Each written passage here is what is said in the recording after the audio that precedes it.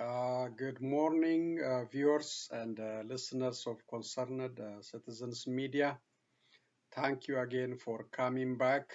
Today is May the 17th, 2022. I always appreciate your engagement with me and your attention on the media. So I appreciate that. So today I will share some news. I will share a news on the tragedy happened in New York. I don't know if you uh, heard about it or not. About 10 people killed by one racist. Uh, is a hate hate initiated killing, racist killing really. Also, I have other videos, a video on the Somalia election and Kenya, uh, plus other news. So let me start first. The ongoing protest, Oromo protest against Ethiopia Prime Minister and against the ongoing genocide in Oromia. Oromo protesters in DC and other parts of the United States, plus in Canada, denounced the ongoing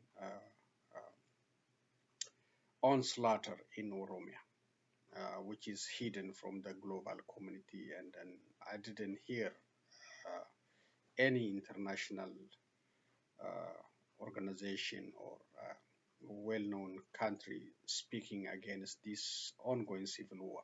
Very bad one, hidden from the camera. Even some area, internet is shut down, so we cannot get information what is happening against Oromos. So it has been like that in Walega, but now it's expanded in all zones, of Oromia region. So these protesters are calling to, on international community in the United States to speak strongly against this war and to call for an end of this civil war, genocide war, which is, waged by the Prime Minister Abiy Ahmed for the sake of his power. Nothing else, not for the sake of the country. It's just for to keep his power, himself in power for many years. So he is killing civilians, and mass detention is reported, intimidation is continued, and the genocide is continuing in Oromia. So they are calling for the release of all political prisoners. They are calling for an end of this war, and they are calling also against FANO. FANO, they call FANO is a terrorist organization. They are calling against it, and they are calling on international community to act strongly against ongoing genocide in Oromia. So the protest continues, and might be continue in Europe, Australia, and we'll report to you as it continues. The other thing is the Amhara region is also in turmoil at this time by special operation, undercover, covert and overt operation ordered by Prime Minister Abiy Ahmed and those who are, helping him in a higher level and also local level. So it's a very tough operation against, I think, disarming the Amharas, especially the Fanos, and they, it's very tough one. It's in turmoil in general, in turmoil. The residents are in a very tough situation now. So very well organized and very well planned, and different arrangement is made to subdue the public in that area. So under the pretext of disarming, and very serious operation is underway.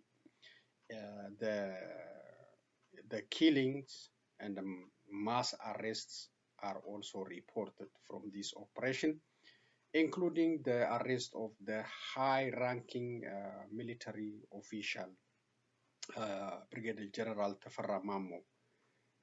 This high-ranking official was, a saver of during the call to save Ethiopia or the Amhara region. He was a saver. He was called on to action. He did what he did. Now he is the enemy of the state. So they arrested him, Brigadier General Tafarra Mammo, because he is criticizing the prime minister. He's calling, he's telling the prime minister was a failed leadership. He is not a military kind of person.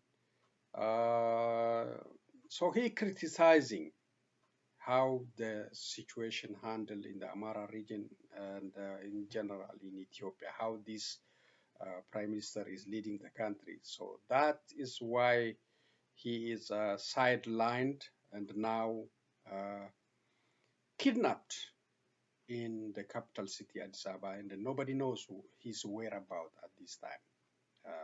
So he is the victim of this undercover and covert and overt operation.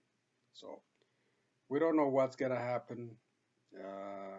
It's a tough, very tough undercover and overt operation in Amhara region. So we'll report to you as we get more information on this very tough operation. Probably the Prime Minister and the Prosperity Party seats are threatened by these heavily armored Fano and other armored groups in the Amhara region. That's why they are, declaring this almost state of emergency, looks like, but they didn't declare, but they are doing it as a state of emergency to get the arms and to arrest and kill who are challenging the system, the Prosperity Party. Okay, so let me continue to the other news. Let me start with the tragic news from New York.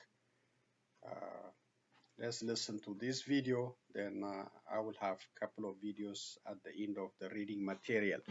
Let's listen. Mourners returned to the scene on Sunday to remember the dead in an attempt to make sense of what investigators describe as a racially motivated hate crime. In my 65 years in Buffalo, I've never seen anything like this. Never. We survived the gang era, the drug era, and now this. This too shall pass. We're going to survive this as well.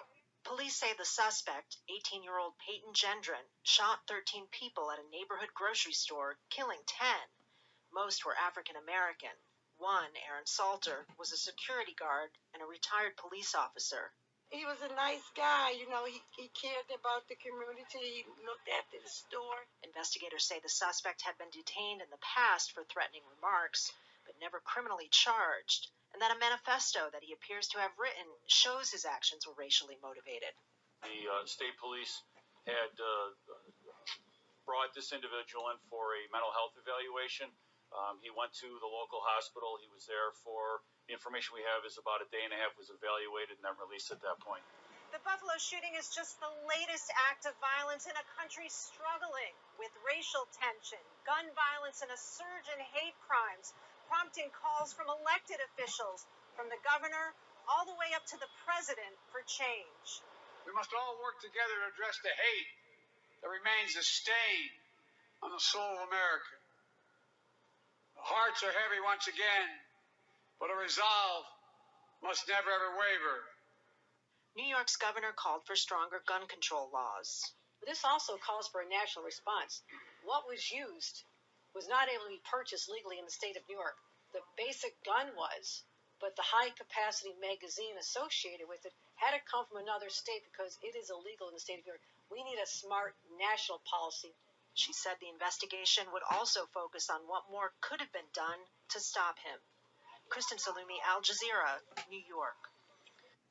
Right now, I'm in one of the top tourist destinations in the world. This is Israel, the land of sun, sea. Okay, I will come back to the two videos about Somalia and Kenya.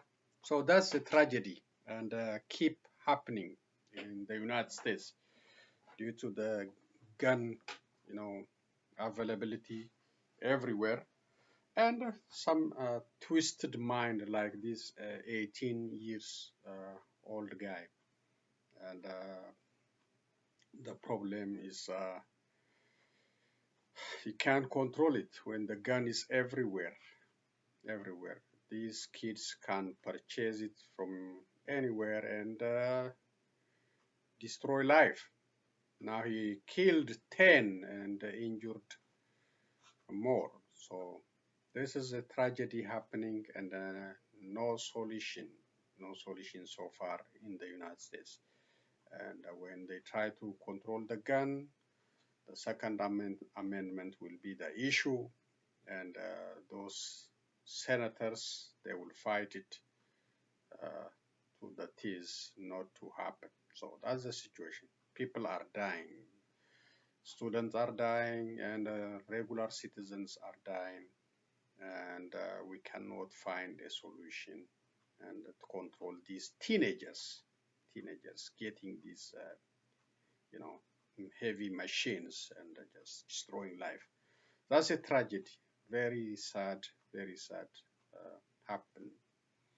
happening in New York now, and most of them African Americans, and they claiming, evaluating his mental status. That's also another issue. Every time when a white person commits a crime, especially the shooting, immediately the issue is a mental evaluation. This is not happening in the same way with other races, so there's another issue too. So thank you, and let's read other news and come back to the video. So that's a tragedy.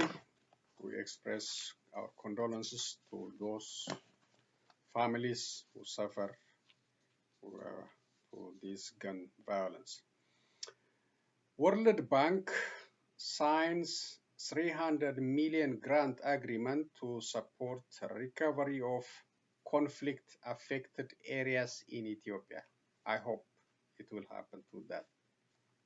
But if you give money to the Prime Minister, he will use it to buy drones and bomb citizens again.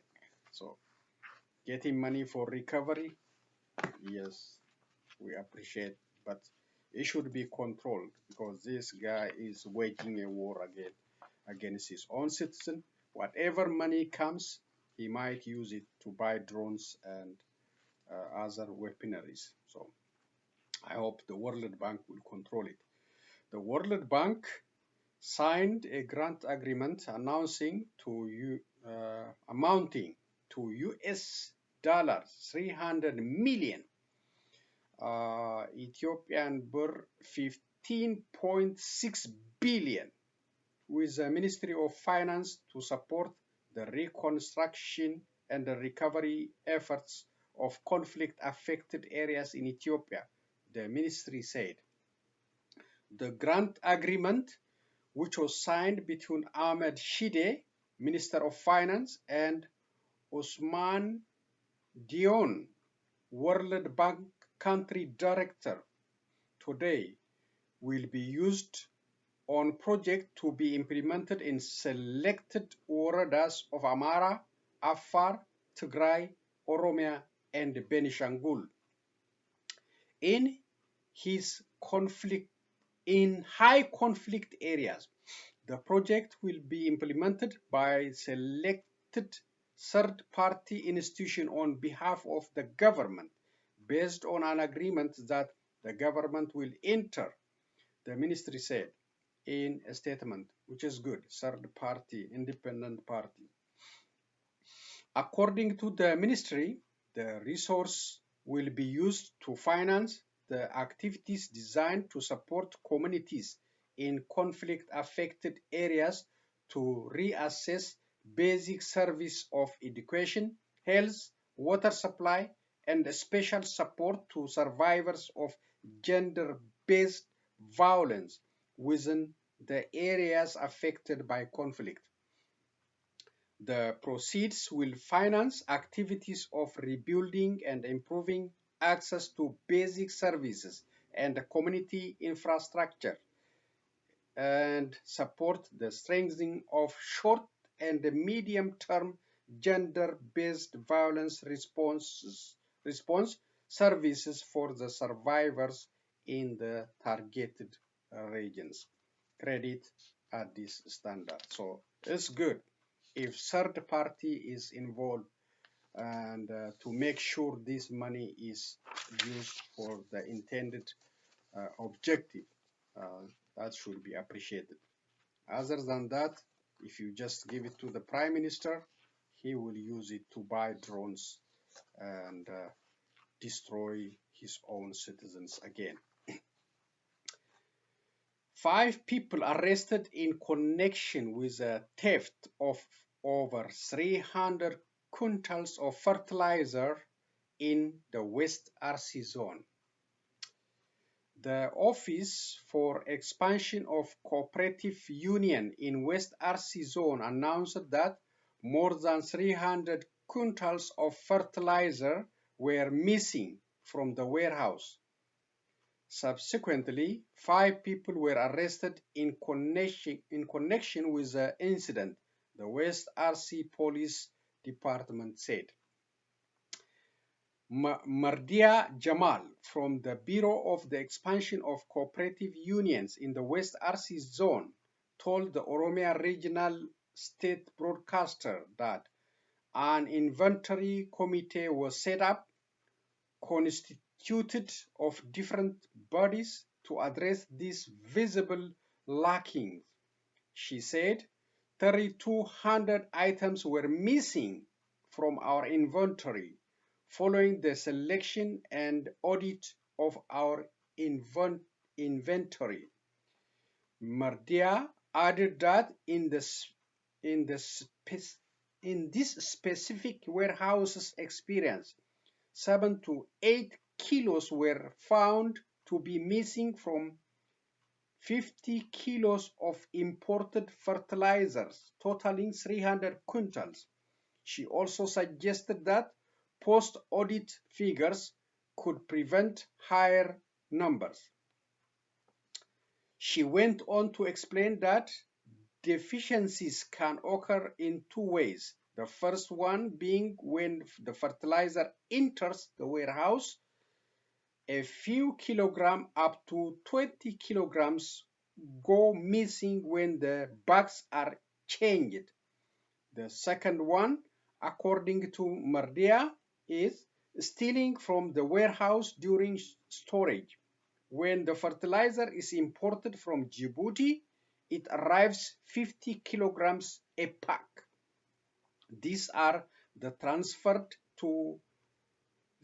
then transferred to new bags after deducting 5 to 10 kilos and sealing the bags anew. She detailed. Members of the aforementioned inventory body who conducted a study on the issue found out that there were significant problems. Imported fertilizers were found to be missing kilograms Some bags were missing. The mouths of some bags were open and even some empty bags were collected. Mardia added that her office was working with law enforcement to bring perpetrators to the court of law. Commander Abdul Jabbar Amano, the Deputy Director of Peace and Security of the West Arsi Zone Police Department, told the media that suspects have been put under arrest and that their cases are being investigated. The increase in prices of fertilizers in Ethiopia has been an issue of concern to farmers. Fertilizer has increased by 150% during this year compared to the last year. According to the Ministry of Agriculture, Ethiopia purchased 12.8 million quintals of fertilizers in March this year. Sophia Casa, PhD, State Minister for the Investment and Input Sector at the ministry, said, as a country, we have already won the bid and secured the deal. That is why we still get a better price. Credit again at this standard. So the price of fertilizer increased by 150% this year. This is a crisis in many fronts, whether in food or clothing or other commodities.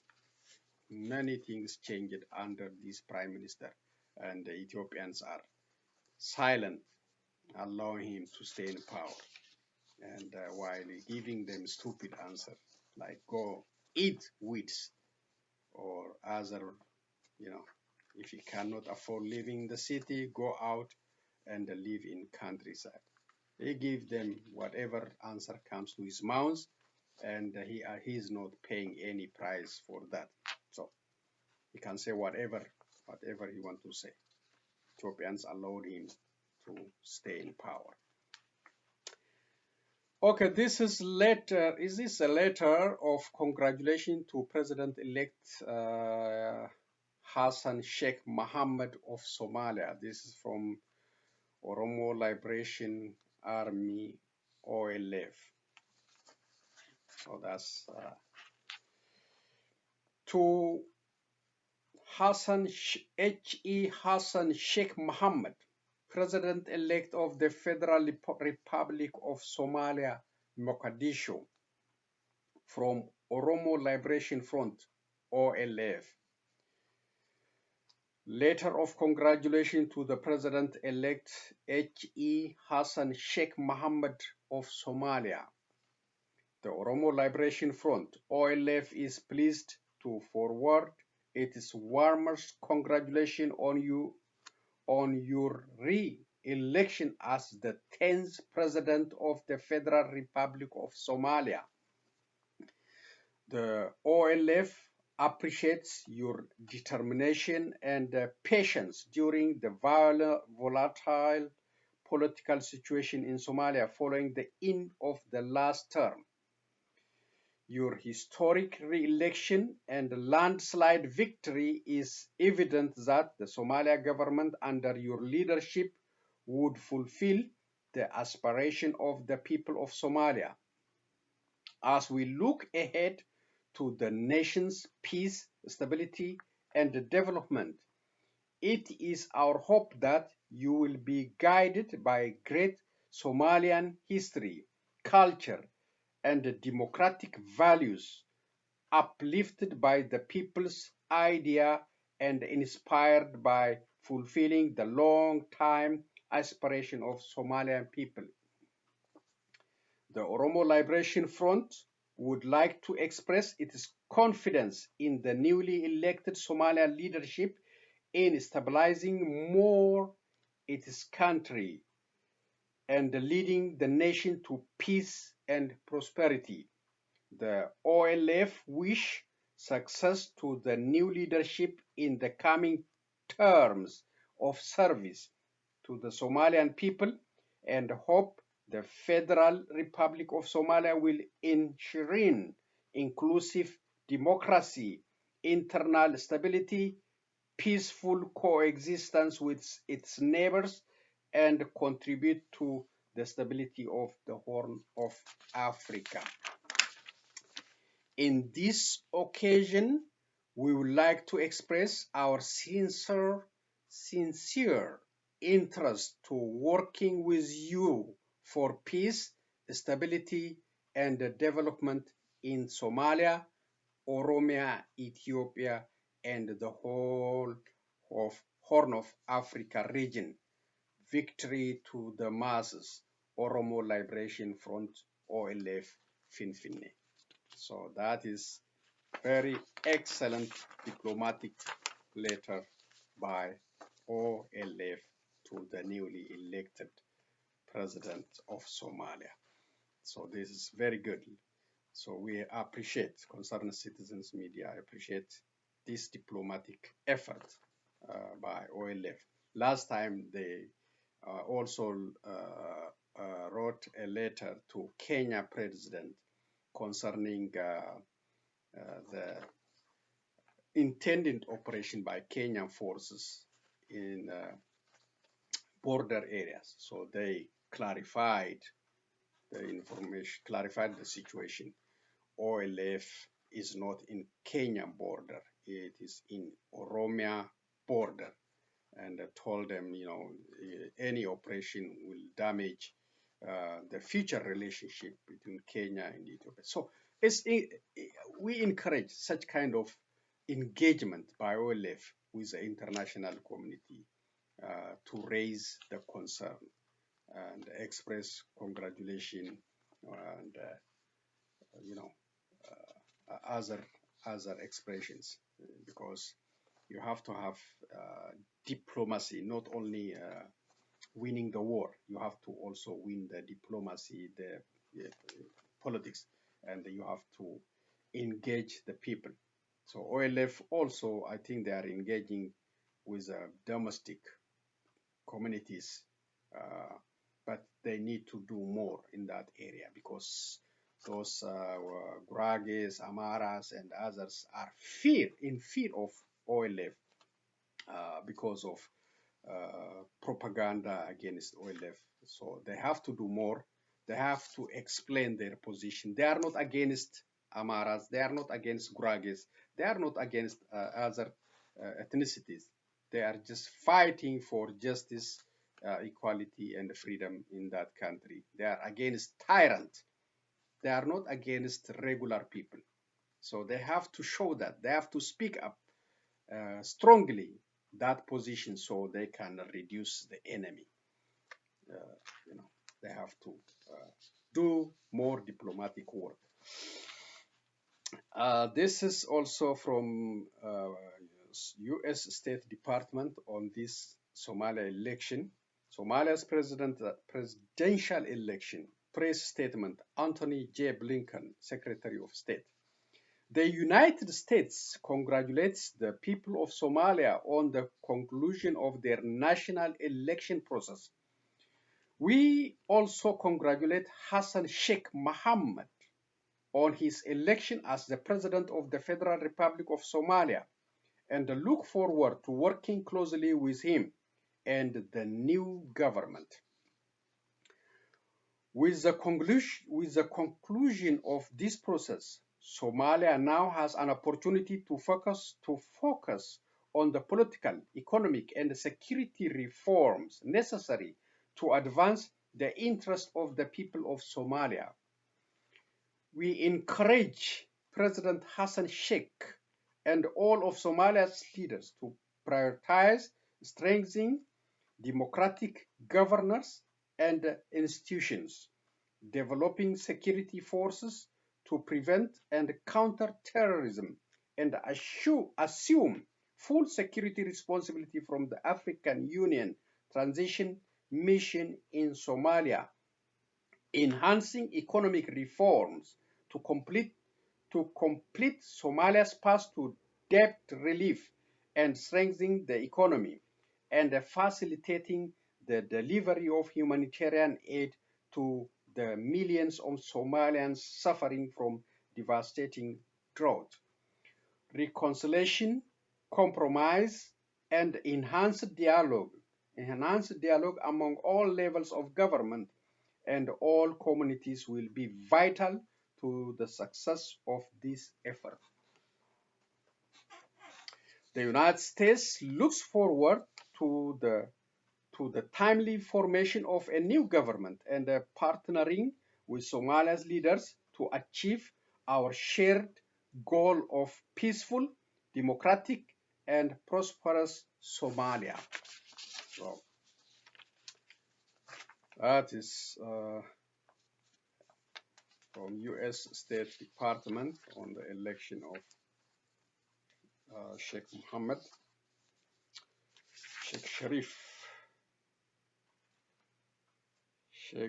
Hassan Sharif Mohammed. So, Farmer Joe is out. He tried to stay. He tried to use the force and other intimidating tactics, but Somalians are not like Ethiopia. They are not. They are tough. They fight for their freedom. They fight for justice. He tried to cheat them. He extended, but they didn't let him to extend more. And they forced him to hold election. Now they ousted him. So we hope they will have stable democratic government in that country. Ethiopians, they should learn from Somalians. They should learn. They should learn. They should demand their freedom. This guy, Prime Minister Abiy Ahmed, elected himself as a prime minister, visibly, and the Ethiopians allowed him. Despite all the challenges we are facing in that country, whether international relations, shutting down of embassies, high inflation, civil war, hate among Ethiopians, despite all, Somalia doesn't have this much problem, but they challenged Farmer Joe to hold election, free and fair election. Ethiopians, I don't know. I don't know what they're doing. I don't know. Country is going back to, 30 years, 40 years backward, going back to toilet. And the Ethiopians are still silent. Still so many civil war in different parts of the country. Ethiopians, they don't stand and challenge this prime minister. They don't ask. They just keep clapping their hands. Excuse me. Okay, this is a reverse of policy on Cuba. Trump reversed Obama time policies. He make it tougher for the families to visit. Now Biden reversing that Trump's tough policy. Now he's allowing the family to visit and the families to, Americans to send money to their families back home. So we appreciate Biden. Smooth diplomatic relationship and avoiding punishing the public. Biden administration expands support to the Cuban people. Press statement. The administration's policy toward Cuba continue to focus first and foremost on support for the Cuban people, including their human rights and their political and economic well-being. Today, the administration announced measures to further support the Cuban people, providing them additional tools to pursue a life free from Cuban government oppression and to seek great economic opportunities. We will reinstate the Cuban Family Reunification Parole (CFRP) program and further increase consular service and visa processing, making it possible for more Cubans to join their families in the United States via regular migration channels. We will make it easier for families to visit their relatives in Cuba and for authorized U.S. travelers to engage with the Cuban people, attend meetings, and conduct research.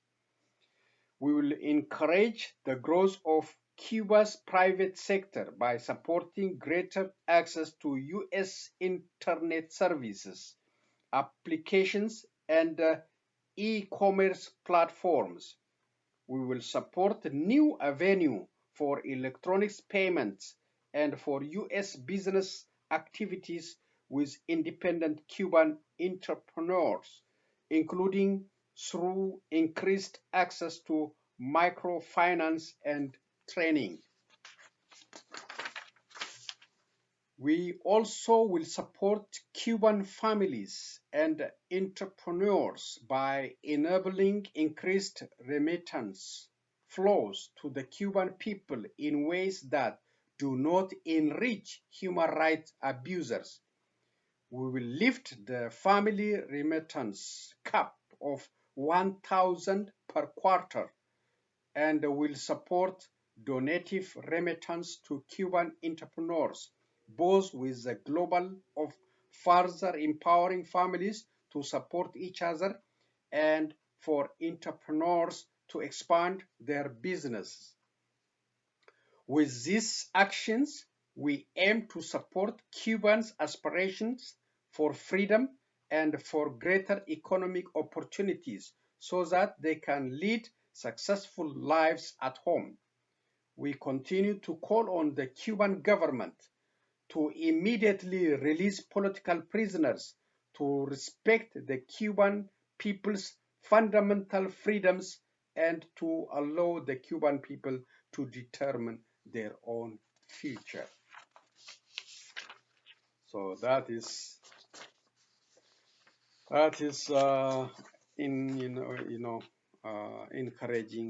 encouraging press release on Cuban-U.S. relationship, especially for the families. Lifting the remittance flow, from 1,000 per 3 months, and now they can send more money to their families and engage with the families, business to business, and visit. So we are happy Biden is doing that, and always the policy should not be directed hurting the regular people. So thank you again. Let's listen to a couple of videos and end today's presentation. Hassan Sheikh Mohamud returns to a role he's held before. The former academic and peace activist was Somalia's president between 2012 and 2017. At the end of his term, which was marked by allegations of corruption and infighting, Mohamud was defeated by Mohamed Abdullahi Mohamed, also known as Farmajo. In 2017, Farmajo shook Mohamud's hand as incoming president. On Sunday, he did the same but as outgoing leader. Born in 1955, Hassan Sheikh Mohamud is the first former head of state to be voted back into power in Somalia. He promised to transform the country, shaken by a long political crisis. Mohamud is from the powerful Hawiye clan, which has a majority in the capital Mogadishu. Overnight, people held rallies to celebrate Mohammed's victory. I came here to celebrate the win of the 8th president, and now the 10th president. I congratulate him. Somalia is at peace with itself and with the world. I can't express in words how happy I am. God willing, I am very, very happy. Tonight I would say, Hassan Sheikh Mohamud, I love you. Mohamud takes over a deeply polarized country for months of political chaos and power struggles within the state institutions. Somalia is also facing a historic drought which the UN has warned could lead to famine and a resurgent Al-Shabaab.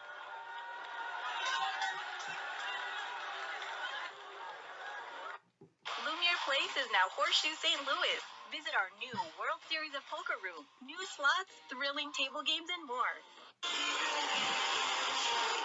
Kenyan Azimio la Umoja presidential candidate Raila Odinga announced Monday he had chosen Martha Karua to serve as his running mate. During a Nairobi rally, Raila Odinga revealed he would share a ticket for the next presidential elections scheduled in August with the female politician and one-time rival.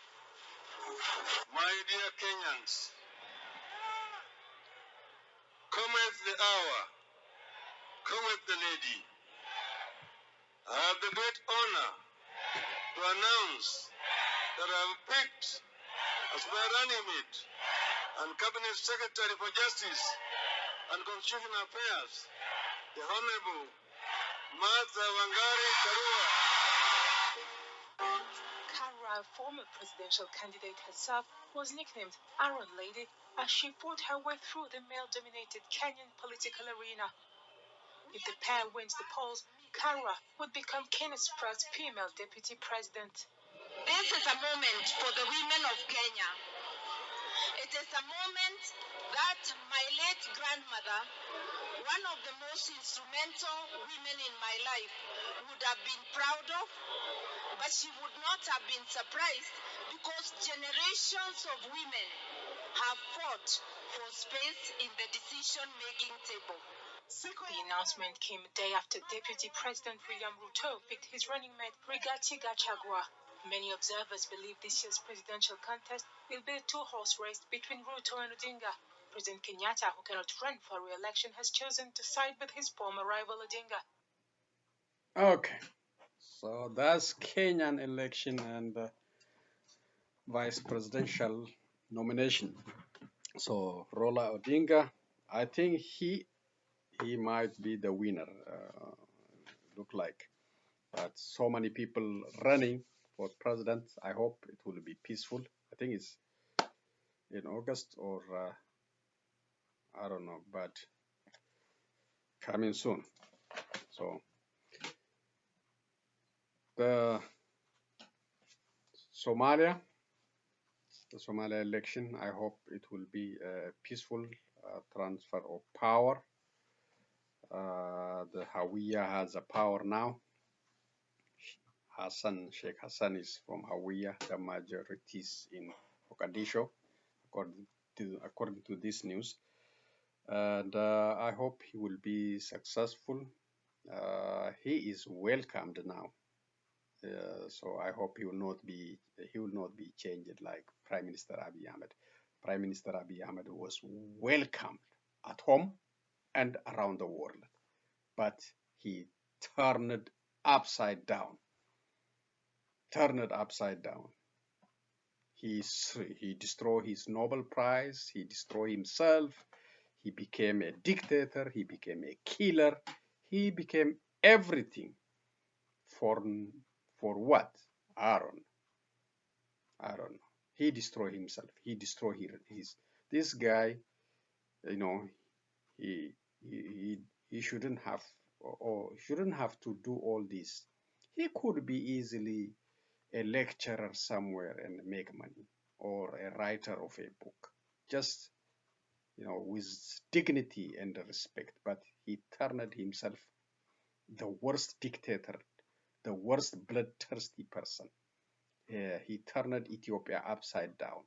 Ethiopia became the land of chaos, death, and destruction. I hope the Sheikh Hassan will not change, and he will do as he promised. So Ethiopians,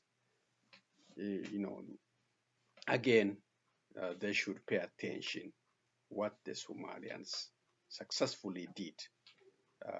They fought hard when the Farmajo tried to extend his time as a president